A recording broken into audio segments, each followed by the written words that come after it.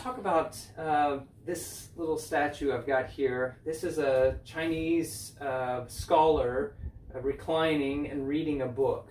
So clearly I love to read. I like books. I learn so much. I've always been a reader from young.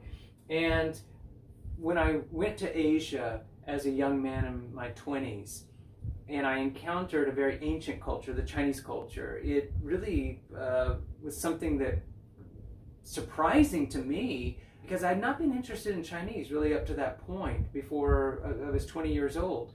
But whenever I went to Asia, and I just kind of decided I'm going to learn the Chinese language. And as I got deeper into it, I want to learn the Chinese culture. I want to understand this tremendous cultural resource that we have as human beings, coming from all the things, the good and the bad, of an ancient culture. And so the Chinese value learning and knowledge. In fact, the Confucian exam system was all about studying classics, classical works, and then being able to write essays based on those classics, and being able to show that you've taken knowledge and integrated it into yourself on such a deep level that you are now fit to rule the people.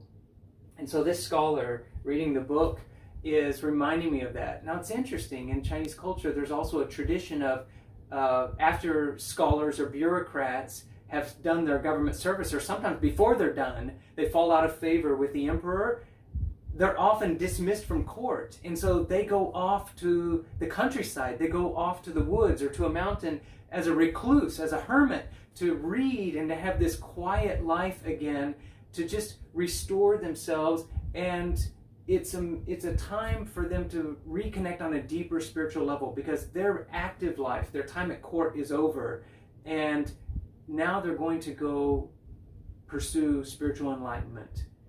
And you know, in our modern world, I think we're trying to recover something about how do we bring spiritual enlightenment into our workplaces, into our everyday life, so that it's not just something in our, when we're retired, a someday, one day sort of thing, when we're old, or whenever we've already had our useful active life. But how do we bring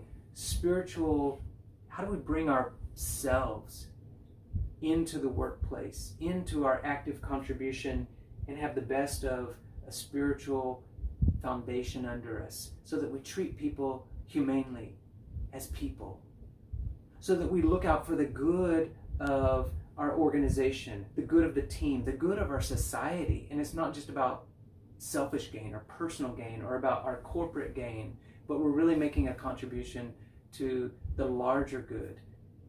This reminds me about all of those values, about learning, about being a leader, whether you're in court among the emperor, if you have the ear of the emperor and the leader is listening to you, or whether you're dismissed and no one's listening to you and you're off on a lonely mountainside and you're really trying to tune into the spiritual truth and reality of this world.